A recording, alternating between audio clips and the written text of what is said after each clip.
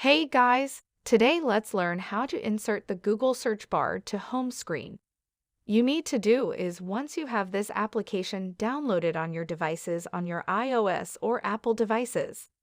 The next step is to obviously long press on the screen and click over here on the widgets. So once you click on the plus icon right there on the top left, it's going to give you the option to actually add a Google search. All you need to do is to search for Google over here. Now, since I only do have Google Maps installed on my device, it's only showing that. But once you have installed the Google application itself onto your devices, it's going to start showing the Google app with all of its widgets available.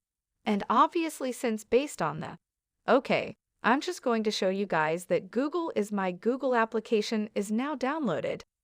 So basically, once you long press on your screen, click on plus icon search for Google. Rather search could also actually just scroll down until you see the Google application. Rather search could also actually just scroll down until you see the Google application. Well, I'm pretty much sure that since I do not have my account logged in yet over here, it's not really showing up on my phones. Okay, perfect.